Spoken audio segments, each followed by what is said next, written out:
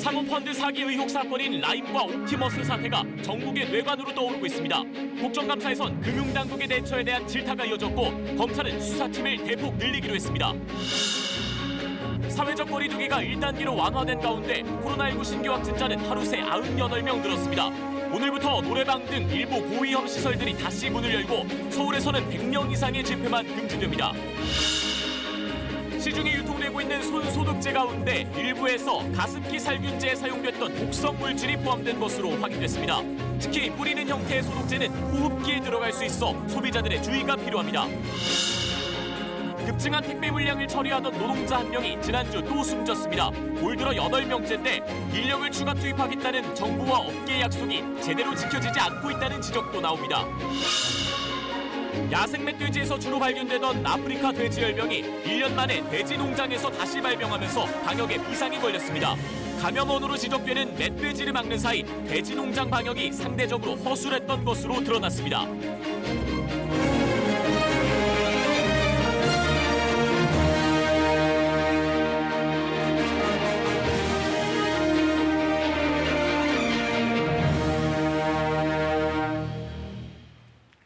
네, 거리두기 1단계로 완화된 첫날 어떻게 보내셨는지요? 어렵게 한 계단 내려온 만큼 경계는 오히려 한 계단 더 올려야 일상을 지켜낼 수 있습니다.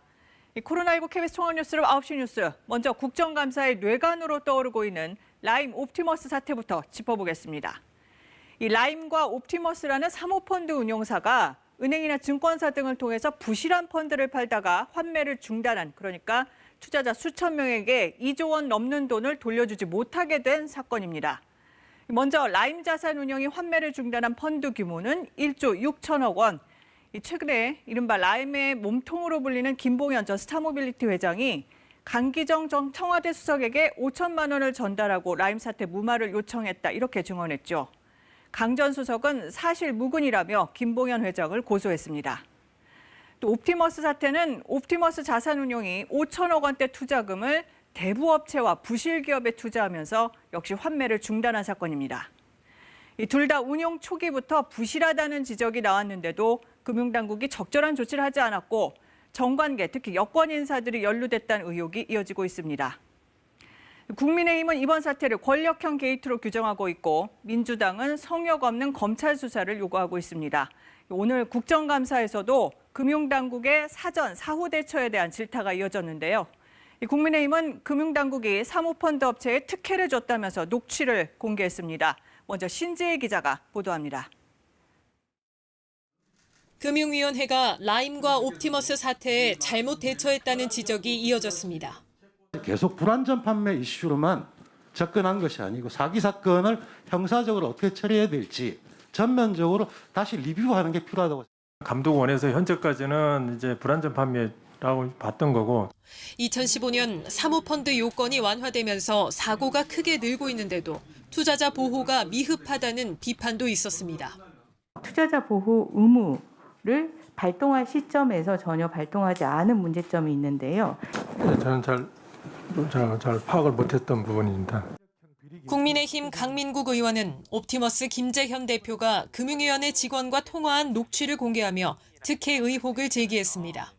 녹취에는 옵티머스의 대주주 변경 과정에서 금융위의 서류를 접수하기 전 다 체크를 받았다는 육성이 담겨 있습니다. 감독실하고 협의를 하고 와가지고 전화 드리는 거고요. 서류 이런 거는 다 체크를 받은 상태고 과장님께 연락드려서 접수할 수 있도록 하라고 해서 연락드렸습니다. 금융위는 특혜 의혹은 사실이 아니라고 반박했습니다. 법사위에서는 여권 인사들에게 로비를 했다는 옵티머스 내부 문건을 검찰이 뭉갰다는 주장이 제기됐습니다. 사건을 덮어버리는 거 아니냐 하는 의혹이 많습니다. 정계 인사들 실명이 적혀 있다는 보도는 전혀 사실과 다르다라는 것을 어제 중앙지검에서 반박 보도를 한 바가 있습니다. 한국농어촌공사는 올 초 옵티머스에 30억 원을 투자해 부실 투자를 했다고 질타를 받았습니다. KBS 뉴스 신지혜입니다. 네, 그런데 라임의 경우 환매 중단을 선언한 이후의 거래를 들여다봤더니 계속 부실 채권에 투자했습니다. 그 결과 추가로 수백억 원의 손실을 입은 걸로 드러났습니다. 송명희 기자가 보도합니다. 라임이 환매 중단을 선언한 것은 지난해 10월입니다. KBS는 국회 정무위 민병덕 의원실과 환매 중단 이후 라임의 거래 내역을 추적했습니다. 라임이 지난 2018년 전환사채 매입으로 첫 투자를 시작한 동양네트워크스. 그런데 이 회사는 지난해 12월 기준 당기 순이익 416억 원 적자에 부채 비율은 144%. 경영 상태는 이미 2015년부터 줄곧 악화되고 있었습니다. 지난해 12월 라임은 보유하고 있던 전환사채 가운데 115억 원어치를 주식으로 바꿉니다. 그러나 주식 전환 바로 다음 달 동양네트워크스는 25대 1의 무상감자를 결정하고 주가는 폭락합니다. 라임은 이 주식을 모두 처분한 것으로 돼 있습니다. 건진 돈은 57억 원으로 주식에서만 반토막입니다. 동양네트워크스에 대한 투자에서 라임의 전체 손실 규모는 확인이 안 되고 있습니다. 라임은 역시 환매 중단 직후 에스모 머티리얼스라는 회사의 전환사채도 집중적으로 사들입니다. 이 회사 역시 부채 비율이 1000%가 넘어 부실기업이나 다름없었습니다. 전환사채 중 190억 원어치를 주식으로 바꾸었지만 회수한 것은 41억 원이 전부입니다. 회사가 거래 정지되면서 주식이 휴지 조각이 됐기 때문입니다. 당시 라임에는 금감원의 상주 검사역이 파견돼 조사 중이던 시점이었습니다. 남의 돈을 가지고 부실한 기업에 투자를 해가지고 수백억 대의 손실을 입히고 있는 그런 사안이죠. 그 상주 검사역이 할 일은 부실하게 운영되는 새로운 거래에 대해서 이것을 철저히 감독하는 일이잖아요. 그럼에도 불구하고 이걸 몰랐다라는 것은 더 심각한 것은 단순한 투자 실패가 아닌 것으로 보인다는 점입니다. 당시 공개된 자료만 봐도 부실이 뻔히 보이는 채권이라는 것이 전문가들의 견해입니다. 에스모 머티리얼스의 경우 심지어 주식 거래가 정지된 상태였는데도 라임은 당시 보유량보다 더 많은 전환사채를 또 매입했습니다. 거래 정지가 된 주식을 가지고 그 주식과 교환할 수 있는 권리가 부과되었다는 이유로 금리가 싼 CB를 매입했다. 이것은 말이 성립하지 않는 것이고 업무상 배임이라고 볼 수밖에 없을 것 같습니다. 서울 남부지검은 지난 2월 라임이 투자한 두 회사를 압수수색했지만 구체적인 혐의는 알려지지 않고 있습니다. KBS 뉴스 송명입니다. 이 라임과 옵티머스의 환매 중단 사태와 관련한 정관계 로비 의혹에 대해서 검찰 수사도 본격화되고 있습니다. 윤석열 검찰총장은 오늘 옵티머스 수사팀을 대폭 증원하라고 지시하기도 했는데요. 취재기자 연결해서 자세히 알아보겠습니다.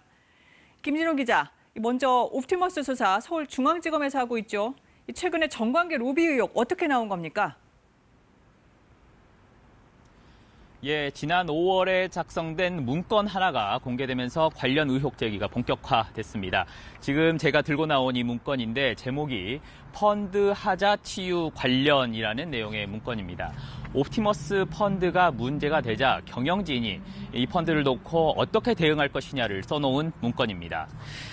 그런데 여기에 정부와 여당 관계자들이 펀드 수익자로 일부 참여돼 있고 펀드 설정과 운용 과정에도 관여돼 있다. 권력형 비리로 호도될 우려가 있다고 판단된다라는 내용이 있었던 겁니다. 앞서 검찰은 지난 7월부터 김재현 옵티머스 자산운용 대표 등 경영진 3명을 사기 혐의 등으로 구속시켜 재판에 넘겼습니다. 그런데 당시 수사는 사람들에게 펀드 자금을 모은 부분에 집중이 된 것이고 정관계 로비 의혹에 대한 수사는 이제부터 시작이다라고 할 수 있겠습니다. 이렇게 로비 의혹이 본격적으로 제기되면서 수사팀도 보강된다고요? 그렇습니다. 김재현 옵티머스 자산운용 대표 등이 옵티머스 자금을 로비 자금으로 어디에 또 얼마나 썼느냐가 이번 수사의 핵심인데요. 검찰은 로비 창구로 지목된 인물 3명가량을 쫓고 있습니다. 현재 앵커께서 말씀하신 대로 수사팀도 곧 보강이 될 것으로 보입니다.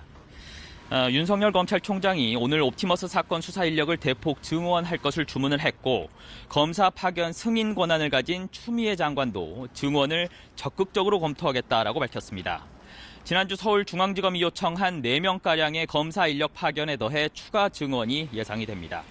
서울중앙지검은 이와 관련해 법과 원칙에 따라 옵티머스 사건을 철저하게 수사하고 있다라고 밝히기도 했습니다.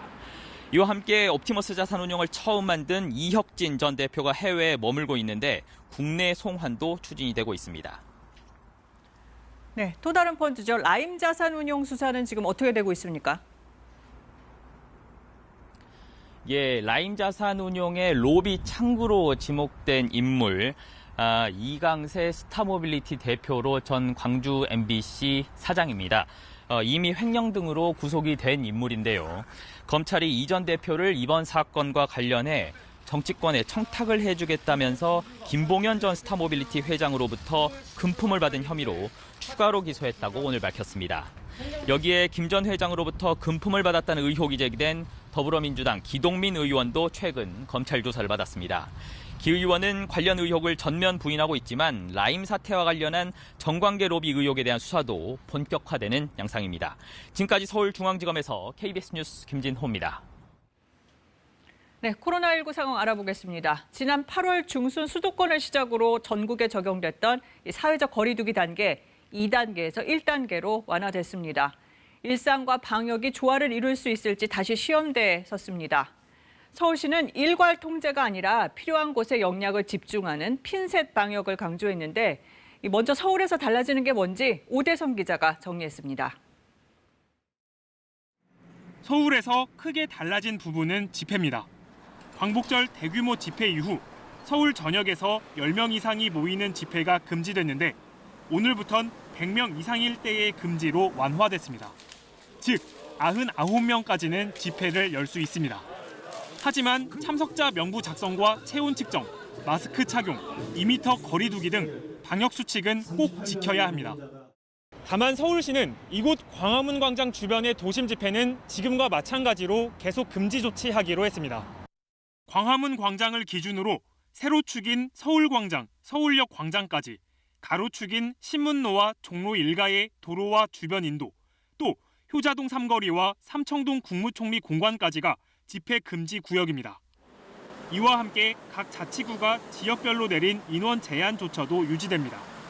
전국으로 확산 우려가 있기 때문에 집회에 대해서만은 다른 조치들에 비해서 조금 더 강한 조치를 유지하는 것입니다. 그리고 상황이 좋아진다면은 집회에 대해서는 조금 더 완화하는 그런 조치를 취해 나가도록 하겠습니다.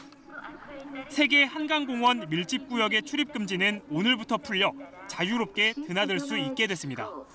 가을철 나들이 객이 몰리는 건 여전히 우려스러운데 서울시는 시민협조를 강조했습니다. 사회적 거리 유지, 이 원칙은 철저히 지키려고 합니다. 그래서 저희 직원들을 통한 안내 계도, 그다음에 자원봉사자를 통한 시민의 협력. 교회 대면 예배는 좌석의 30% 이내로 허용되지만 소모임과 행사, 식사는 계속 금지됩니다. KBS 뉴스 오대성입니다. 네, 이렇게 조심스럽게 거리 두기가 완화되면서 그동안 영업이 제한됐던 유흥주점 등 일부 고위험 시설은 다시 문을 열 수 있게 됐습니다. 이 주점과 노래방 등이 모여있는 홍대거리에 취재기자 나가 있습니다. 오한솔 기자, 이 유흥주점들 집합금지가 풀렸는데 사람들 많습니까? 네, 월요일 밤인 만큼 그렇게 많은 사람들이 있는 상황은 아닙니다. 저희가 조금 일찍 나와서 둘러보니까요. 이 클럽이나 단란주점 등은 여전히 문을 열지 않은 곳도 있었습니다.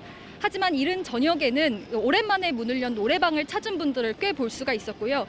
특히 이곳 홍대거리에서 가장 눈에 띄는 거는요. 이러한 노래방에 주류나 아이스크림 등을 내리는 차량들이었습니다. 지난 사흘간의 연휴 그리고 거리두기 1단계로 조정이 되면서 다시 운영을 준비하는 업소들의 물건을 납품하는 차량들이 많았던 건데요. 저희가 취재를 하다가 한 노래방과 10년 동안 계약을 했다는 아이스크림 운송 차량 기사분을 만나서 이야기를 들었는데 이 거리두기가 완화돼서 굉장히 반갑다는 뜻을 밝혔습니다. 직접 한번 들어보시겠습니다.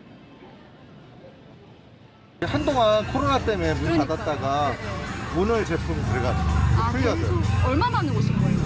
여기? 한 두 달, 석 달 정도 됐죠? 그런데 일부 시설은 시간제로 운영해야 한다는데 어떻게 한다는 거죠? 네, 일부 고위험 시설은 이 운영을 재개하는 대신에 방역 수칙을 조금 강화하기로 한 건데요. 이 이용 인원을 제한을 하거나 아니면 시간제로 운영하도록 한 겁니다. 특히 서울시 같은 경우에는 이 감성주점과 콜라텍 그리고 클럽 등은 반드시 1시간 운영하면 10분 쉬고 또 3시간 운영하면 30분 쉬는 휴식 시간제 수칙을 지키도록 했습니다. 이 현장에서는 영업 재개가 반갑다면서도 주류를 취급하는 업소의 특성상 지키기 어려운 수칙이라는 반응도 많았습니다.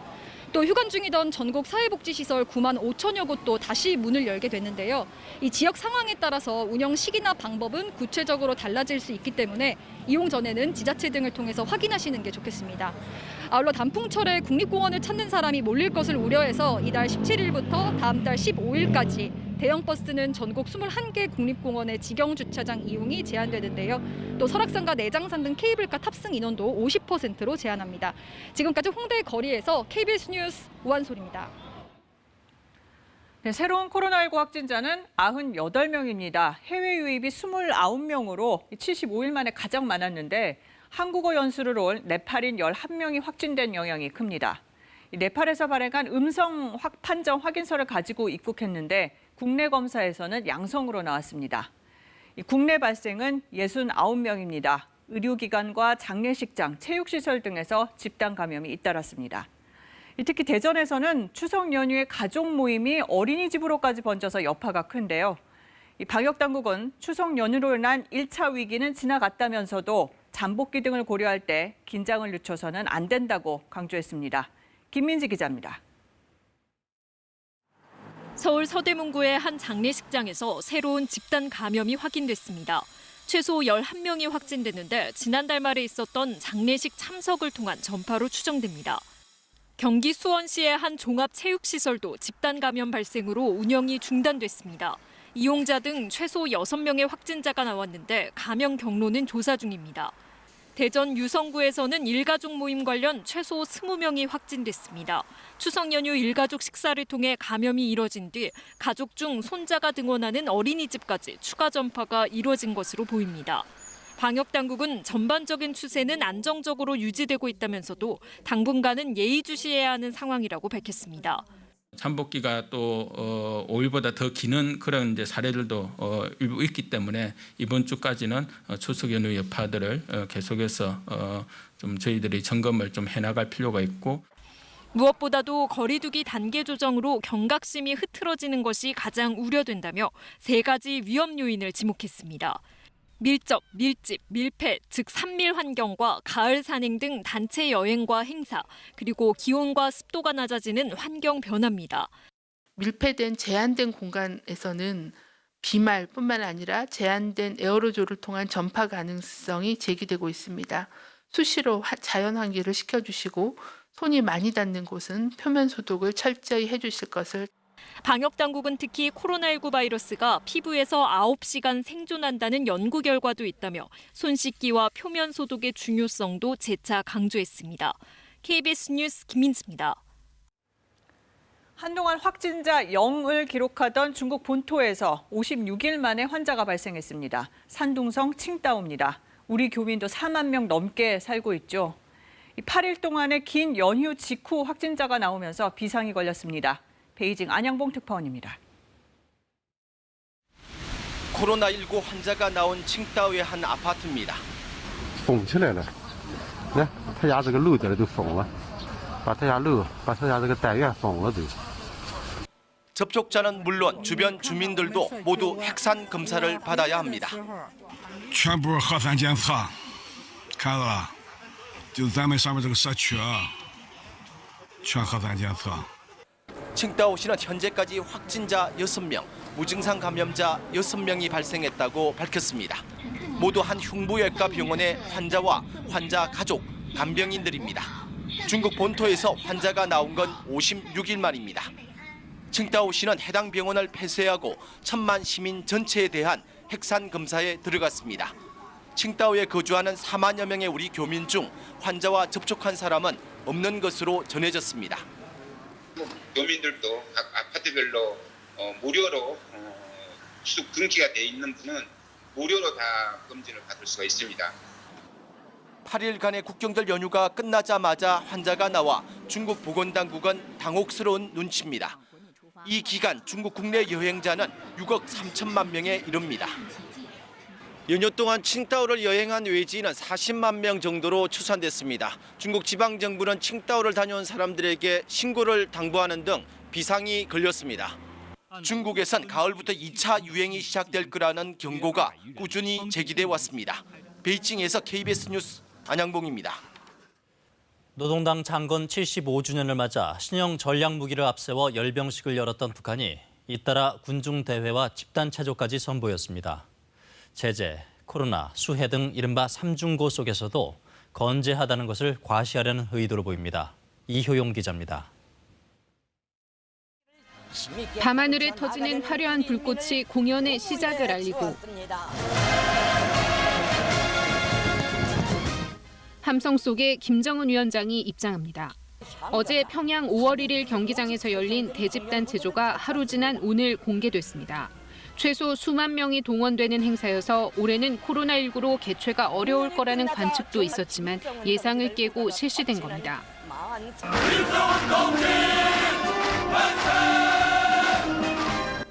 새벽 심야 열병식이 열렸던 김일성 광장에선 한나절이 지나 대규모 경축 군중대회와 횃불행진이 이어졌습니다. 전국에서 대규모 군중이 모인 가운데 김일성, 김정일 동상을 앞세워 행진을 벌였습니다. 열병식부터 군중대회와 대집단 체조까지 3일 연속 초대형 행사를 개최한 셈입니다. 코로나19로 전 세계 대부분 국가에서 집단 행사가 중단됐지만 아랑곳하지 않는 모습입니다. 여러 어려움이 있지만 당창건 75돌이라는 좋은 계기를 그냥 넘길 수는 없기 때문에 내년 1월 8차 당대회를 앞두고 내부 결속에 십분 활용하는 것으로 보입니다. 특히 제재와 코로나19, 수해 등 이른바 삼중고 속에서도 막대한 비용을 들여 행사를 개최한 점은 주목할 만하다는 분석입니다. 대내외의 경제적 상황이 나쁘지 않다는 점을 보여주려는 의도로 풀이됩니다. 다만 열병식에서 미국을 겨냥한 새 전략무기들을 공개한 것과 달리 이후 행사에서는 자극적인 구호나 문구가 등장하지 않았습니다. 체제 건재를 과시하면서도 미국을 과도하게 자극하지는 않으려는 의도로 해석됩니다. KBS 뉴스 이효영입니다. 추위가 한창이던 올 1월 13일 우체국 택배 노동자 김모 씨는 새벽녘 거실로 나오다 쓰러져 의식을 잃은 뒤 숨졌습니다.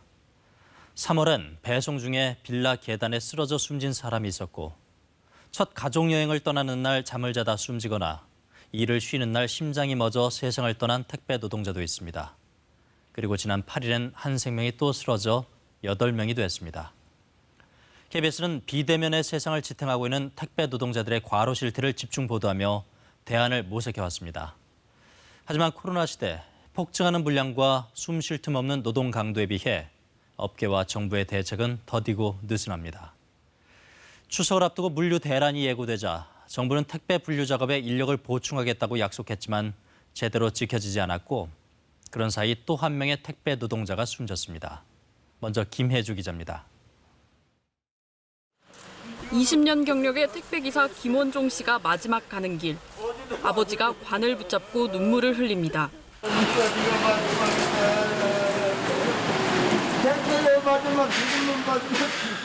김 씨는 지난 8일 물건을 배송하던 중 호흡곤란을 일으키며 쓰러진 뒤 숨졌습니다. 유족들은 평소 지병이 없던 김 씨의 사망 원인이 살인적인 업무 강도 때문이었다고 주장합니다. 오전 6시 반에 출근해 밤 9시가 넘어 퇴근하고 하루 적게는 300개, 많게는 400개 넘는 택배를 배송했다는 겁니다. 아침에 나가는데 아들이 뭐라고 하는지 알아요? 아빠. 오늘은 어제보다 좀 늦을 거야. 9시 반에 와서 씻고 좀 12시인데 어제보다 더 늦는다면은 늦는다 그러면. 김 씨는 폐지를 줍는 아버지와 장애가 있는 동생의 생계를 챙겨왔습니다. 그런데 김 씨의 유족들은 산재보험 혜택을 받을 수 없습니다. 김 씨가 생전 산재보험 적용 제외 신청을 했기 때문인데 이는 사업주의 요구였다는 게 동료들의 증언입니다. 그 산재를 저희가 가입하게 되면 대리점 소장이 50%를 부담하게 돼 있대요. 예, 그 얘기하면서 가입을 했다가 바로 취소를 할 수 있다. 방법까지 다 가르쳐 준 거죠. 그러니까 취소하라는 뜻이죠. 택배 노동자가 숨진 건 올해 들어서만 8번째입니다. 택배 노조는 특히 이 가운데 5명이 CJ 대한통운 소속이라며 고용노동부의 특별 근로감독을 촉구했습니다. 또한 택배 분류 인력을 추가하겠다던 약속이 지켜지지 않아 또 한 명의 노동자가 숨졌다며 이번 주 토요일 택배 배송 중단 등 투쟁에 나서기로 했습니다. KBS 뉴스 김혜주입니다. 정부와 배송업계는 추석 성수기만이라도 분류 인력을 충원하겠다고 했지만 업장마다 사정은 제각각이었습니다. 분류 작업의 책임과 비용 문제를 명확히 하지 않으면 같은 문제가 반복될 가능성이 높다는 지적입니다. 계속해서 천효정 기자입니다. 고 김원종 씨가 근무했던 택배 대리점에 추석 성수기 인력 충원은 없었습니다. 대리점 인력은 모두 15명. 2명이 분류를 전담하는 아르바이트생인데 몇 달 전부터 이미 일하고 있었습니다. 나머지 13명은 모두 택배기사로 이 가운데 10명은 배달만 했습니다. 김 씨를 포함한 3명이 아침 일찍부터 나와 분류부터 배송 작업까지 도맡아 한 것으로 전해졌습니다. 기존 인력 그대로 늘어난 추석 택배 물량을 소화한 겁니다.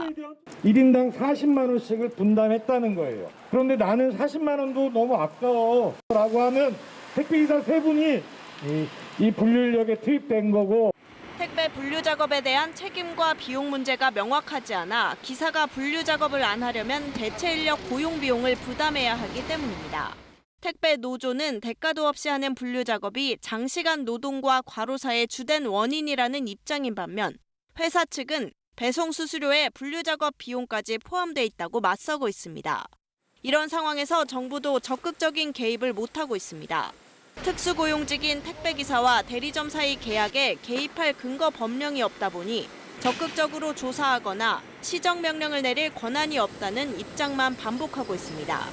성수기 추가 인력이 투입된다 해도 현장 상황에 따라 택배기사들의 과도한 노동은 반복될 수밖에 없습니다. 정부는 올해 안에 분류 작업 책임 소재를 명확히 하는 택배 표준 계약서를 도입하겠다는 계획이지만 얼마나 구속력이 있을지는 미지수입니다. KBS 뉴스 천유정입니다. 지난해 8월 일본 나고야에서 열린 국제예술제에 전시된 소녀상은 사흘 만에 하얀 벽으로 가려졌습니다. 나고야 시장이 전시 중단을 요구했고 위안부가 사실이 아닐 가능성이 있다는 망언도 서슴지 않았습니다. 하지만 벽 뒤의 소녀상은 오히려 사람들의 마음을 움직였습니다.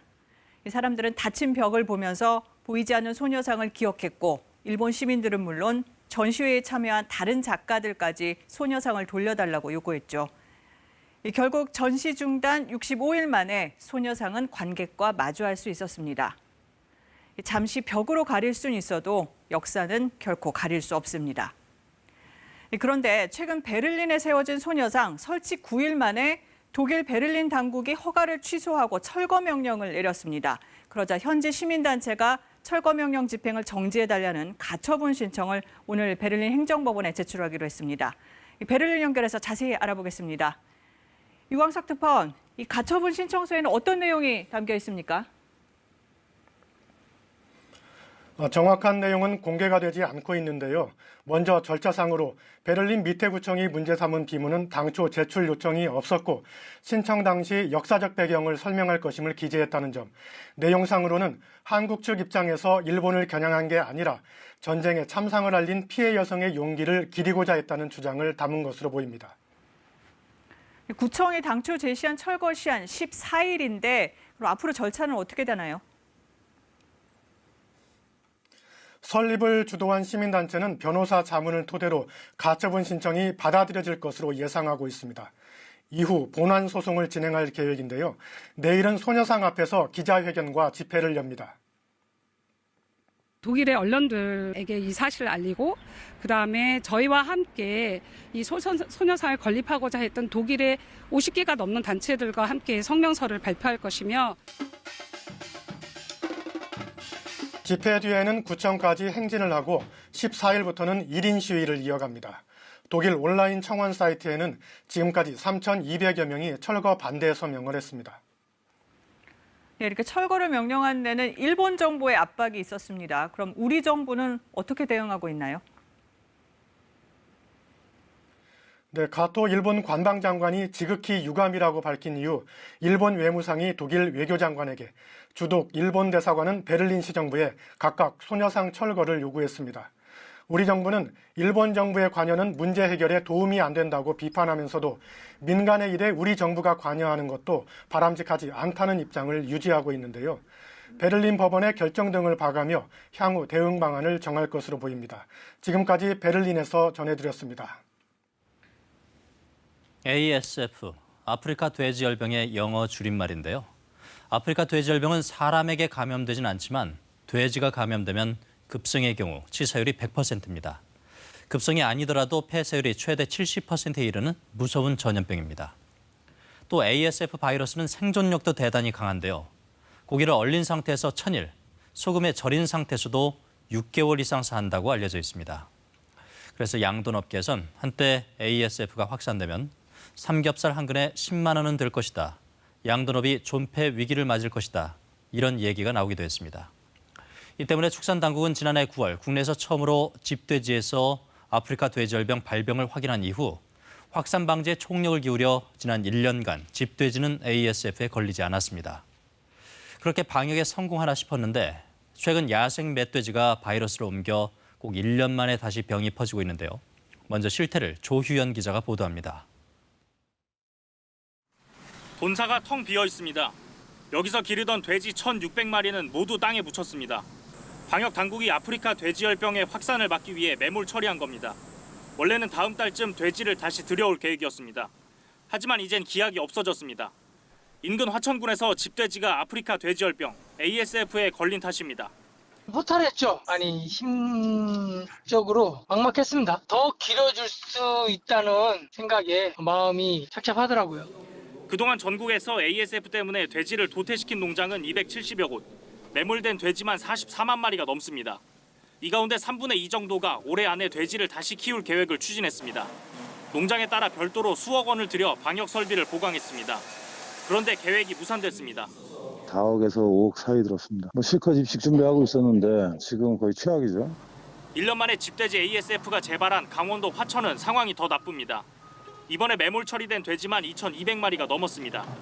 화천군에서 키우는 집돼지 10마리 중 1마리가 묻힌 겁니다. 발병지 주변 길목에는 방역 초소가 설치돼 있는데 소독을 마친 차량만 드나들 수 있습니다. 24시간 근무하는데 내일 아침에 8시 반에 교대에서 나가죠. 근데 하루에 차량들이 1000대가 이상 다녀요. 돼지가 남아있는 농장들도 비상입니다.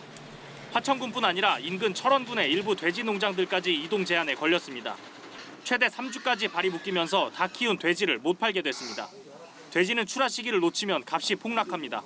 자동 생산 농장 한 2주나 한 1, 2주에 한 번씩은 꼭 자동이 나가줘야 되는데 저희 같은 경우는 지금 난리 났죠. 자동이 못 나가니까 이것도 어떻게 하는지. 1년 만에 강원도 양돈 농장에서 다시 발생한 아프리카 돼지열병. 양돈 농가는 그야말로 생존의 기로에 놓였습니다. KBS 뉴스 조희연입니다.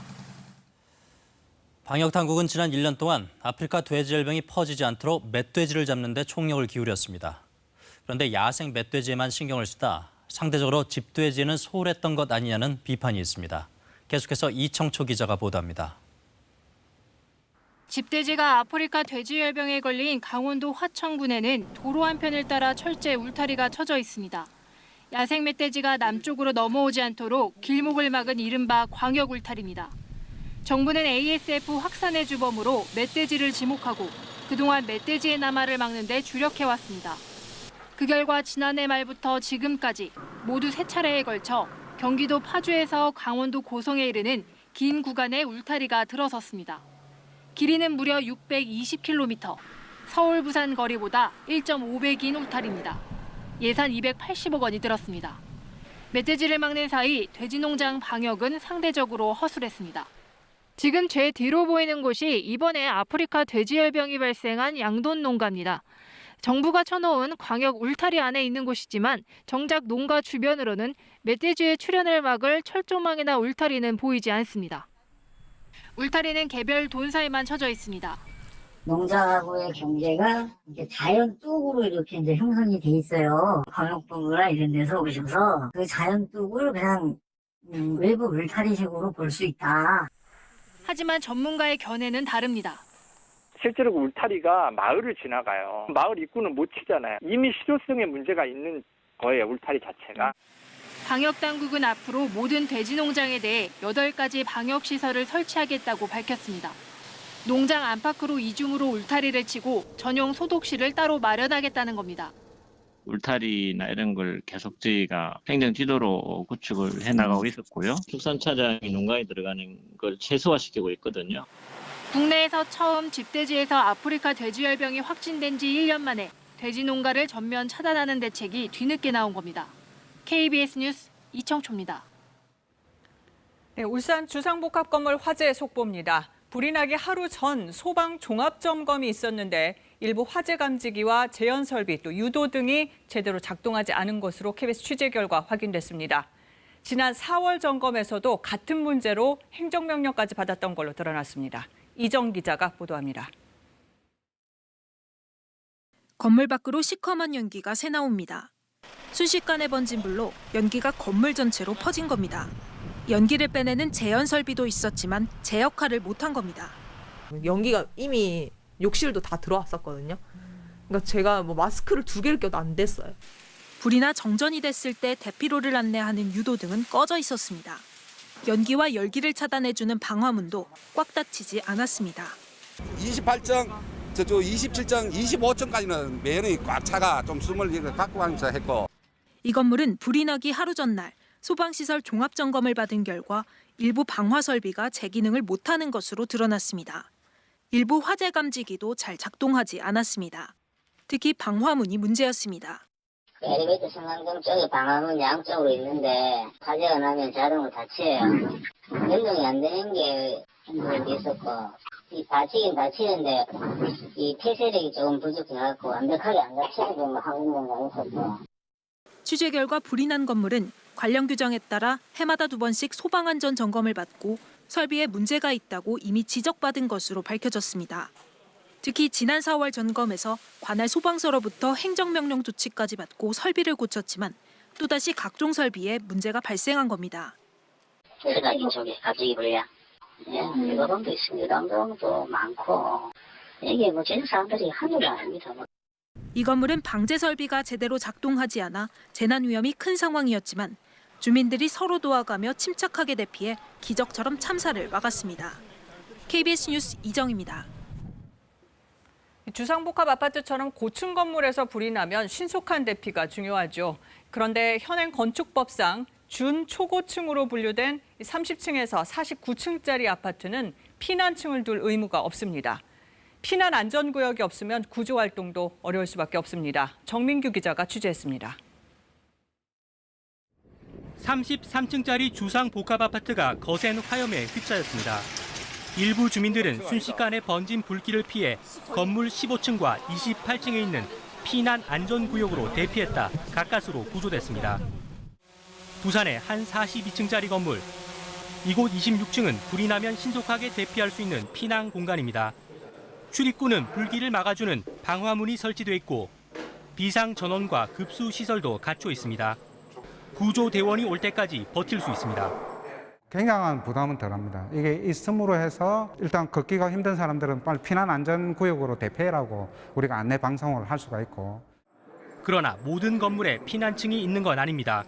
건축법규는 50층 이상 초고층 건물에는 피난층을 설치하도록 의무화했지만 30층에서 49층까지 이른바 준초고층 건물은 강제 규정을 두지 않았습니다. 비상 계단만 확보하면 된다는 얘기입니다. 만약 건물 중간 피난층이 없는 고층 건물에서 대피를 해야 하는 상황이 오면 어떨까요? 제가 25층에서 직접 걸어 내려가며 시간을 측정해 보겠습니다.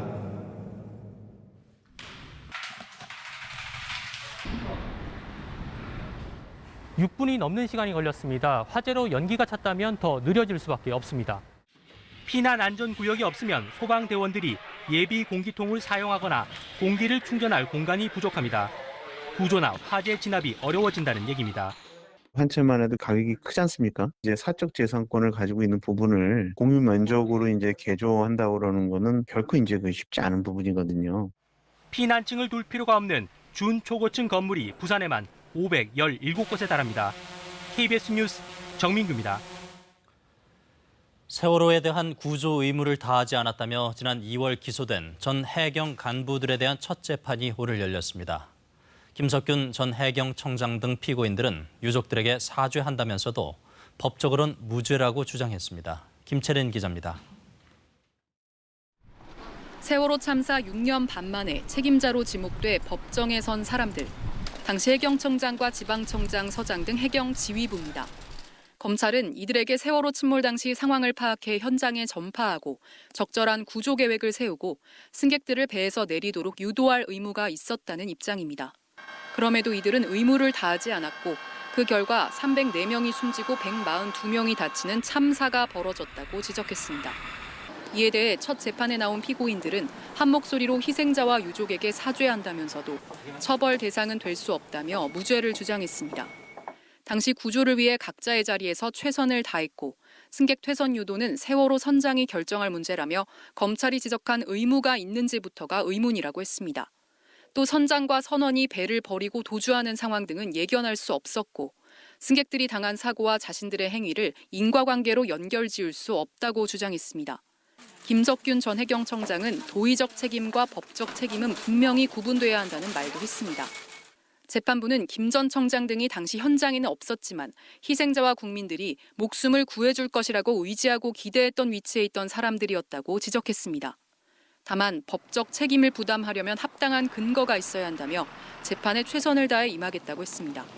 수사기관의 뒷북 기소라는 비판을 낳기도 했던 이번 사건에 대한 선고는 내년 상반기 중 나올 것으로 보입니다. KBS 뉴스 김채린입니다. 소방차나 구급차의 출동 시간은 생명과 직결됩니다. 그래서 이런 긴급 차량이 출동하면 이동 경로의 교통 신호를 미리 바꿔주는 시스템이 도입됐지만 제 기능을 못하고 있습니다. 왜 그런지 신지수 기자가 취재했습니다. 신고를 받고 급하게 출동하는 소방차. 1분 1초가 급해 신호를 어기고 가다 교차로에서 사고가 났습니다. 소방차와 구급차 등 긴급 차량 교통사고의 70%는 출동 중 발생합니다. 그래서 일부 지역에서는 긴급 차량이 교차로에 도착하기 전 녹색으로 신호를 바꿔주는 우선 신호 시스템을 시행 중입니다. 그런데 충북 충주시에서는 오전 8시부터 오후 5시까지만 이 시스템이 가동됩니다. 오전 7시부터 8시, 오후에는 5시부터 7시 사이 차량 정차가 많이 되는데 이 사이에 사용할 수 있는 승인 권한이 없기 때문에 아무래도 어려운 점이 있습니다. 출동 소방관의 무전을 받아 신호를 열어주는 권한을 가진 경찰관이 한 명뿐이어서 이 사람이 일할 때만 가능하기 때문입니다. 휴가라도 가게 되면 아예 사용할 수 없습니다. 경기도 수원시에서는 스마트폰에 설치된 일명 골든타임 앱으로 도착지를 고르면 관제센터에서 자동으로 신호를 바꿔줍니다. 그런데 화재나 구급 현장으로 출동할 때는 사용할 수 없고 응급 환자를 병원으로 옮길 때만 이용이 가능합니다. 그마저도 수원 시내 병원 3곳으로 한정했습니다. 차량 정체에 대한 부담 때문입니다. 울산을 비롯한 전국 20개 지자체에서 이런 시스템을 운용하고 있는데 이처럼 운용 방법과 시간이 모두 제각각입니다. 이 때문에 명확한 법적 근거를 마련해야 한다는 지적이 나옵니다. 제도를 시행할 법적 근거가 부족하다 보니 소방청이 경찰과 지자체의 선의에 기댈 수밖에 없는 상황입니다. 화재 신고 뒤 현장까지 7분 안에 도착하는 이른바 소방차의 골든타임 확보율은 65%에 불과합니다. KBS 뉴스 신지수입니다. 올해 노벨 경제학상은 폴 밀그롬과 로버트 윌슨, 미국 스탠퍼드대 교수가 공동으로 수상했습니다. 노벨위원회는 수상자들이 경매 이론을 개선하고 새로운 경매 형식을 만들어 전 세계 판매자와 구매자, 납세자에게 혜택을 준 것이 선정 배경이라고 밝혔습니다. 마트에서 물건을 사고 현금으로 계산하는 모습인데요. 코로나19가 이런 일상을 빠르게 비대면으로 바꿔놓을 것으로 보입니다. 현금을 보완할 바로 디지털 화폐입니다. 이 디지털 화폐는 각국 중앙은행이 발행해 직접 가치를 보장한다는 점에서 기존의 가상화폐들과 다른데요.